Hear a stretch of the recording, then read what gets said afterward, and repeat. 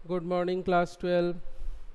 हम लोग धर्मवीर भारती द्वारा रचित काले मेघा पानी दे संस्मरण को पढ़ने जा रहे हैं। पाठ को प्रारंभ करें उससे पहले हम लोग थोड़ा लेखक परिचय प्राप्त कर लेते हैं।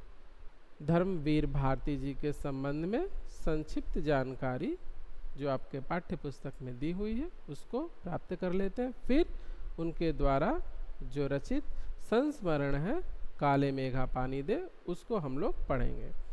तो चलिए शुरू करते हैं और लेखक परिचय प्राप्त करते हैं। धर्मवीर भारती हिंदी साहित्य में एक प्रमुख लेखक, कहानीकार, नाटककार और सामाजिक विचारक के रूप में स्थापित है। इनका जन्म 1926 इलाहाबाद उत्तर प्रदेश में हुआ था तथा इनकी मृत्यु सन 1997 ईस्वी में हुई थी। इनकी जो प्रमुख रचनाएं हैं कणुप्रिया, 7 गीत वर्ष, ठंडा लोहा ये कविता संग्रह है। बंद गली का आखिरी मकान कहानी संग्रह है। सूरज का 7वां घोड़ा, गुनाहों का देवता क्या है ये उपन्यास है। अंधा युग गीति नाट्य है।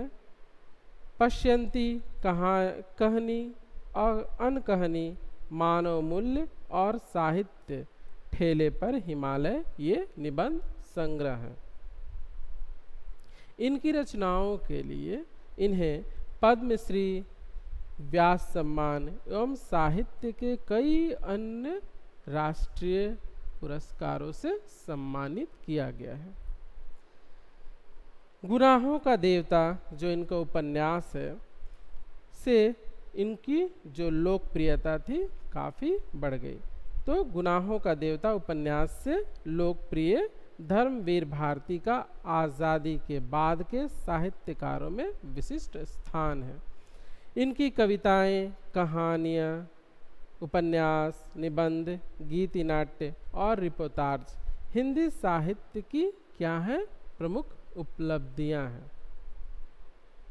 भारती जी के लेखन की एक खासियत यह भी है कि हर उम्र और हर वर्ग के पाठकों के बीच इनकी अलग अलग रचनाएं लोकप्रिय हैं। यानी इन्होंने अपनी रचनाओं से हर पाठक वर्ग को क्या किया है, अपनी ओर आकृष्ट किया है। वे मूल रूप से व्यक्तित्व स्वातंत्र, मानवीय संकट एवं रोमानी चेतना के रचनाकार माने जाते हैं। तमाम सामाजिकता एवं उत्तरदायित्व के बावजूद उनकी रचनाओं में व्यक्ति की स्वतंत्रता ही सर्वोपरि हमें देखने को मिलती है कि जो व्यक्ति की स्वतंत्रता होती है वह सबसे ऊपर रखी गई है। रूमानियत इनकी रचनाओं में संगीत की लय की तरह मौजूद है। इनका सर्वाधिक लोकप्रिय जो उपन्यास है गुनाहों का देवता एक सरल और भावप्रवण प्रेम कथा है। दूसरे लोकप्रिय उपन्यास सूरज का 7वां घोड़ा पर हिंदी फिल्म भी बन चुकी है।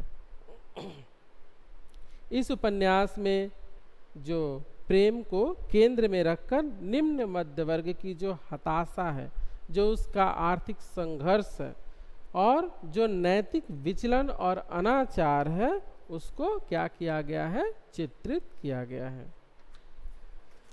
स्वतंत्रता के बाद गिरते हुए जीवन मूल्य, अनास्था, मोह भंग, विश्व युद्धों से उपजा हुआ डर और अमानवीयता की अभिव्यक्ति अंधा युग में हमें देखने को प्राप्त होती है, मिलती है।